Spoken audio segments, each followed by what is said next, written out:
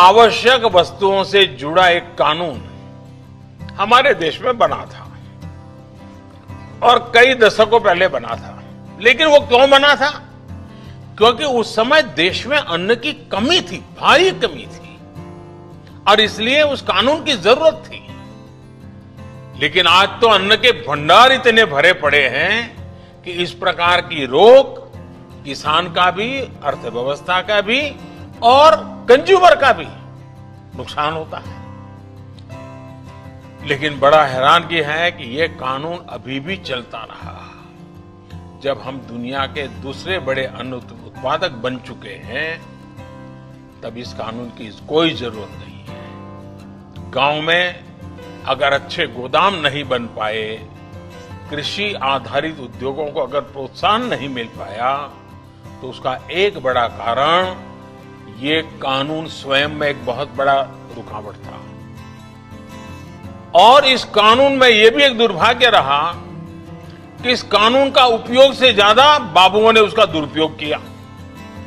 इससे देश के व्यापारियों को, निवेशकों को, उनको डराने का काम ज्यादा हुआ। अब इस डर के तंत्र से भी कृषि से जुड़े व्यापार को मुक्त कर दिया गया है। इसके बाद अब व्यापारी, कारोबारी गांवों में स्टोरेज बनाने में और दूसरी व्यवस्थाएं तैयार करने के लिए आगे आ सकते हैं। हम किसान हैं और खेती करते हैं। आलू, मक्का, गेहूं और साग सब्जी का भी खेती चलता है। इसमें हम लोग लोकल मार्केट में बेचते हैं और बेचने से थोड़ा मुनाफा कम नजर आता है।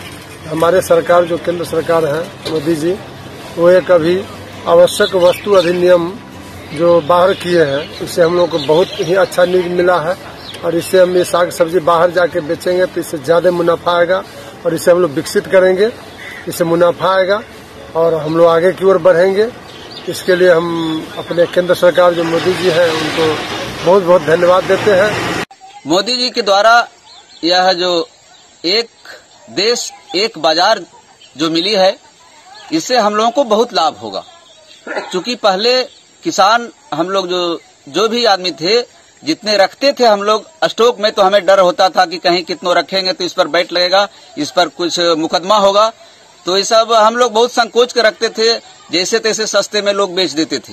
लेकिन मोदी जी के द्वारा जो यह कानून बनाया गया कि कहीं भी आप बाजार में बेच सकते हैं, कितना भी गल्ला या जो भी आमदनी खेती से हुआ, उसके लिए कहीं कोई मुकदमा का डर नहीं है। कहीं भी बेच सकते हैं, कहीं भी ले जा सकते हैं।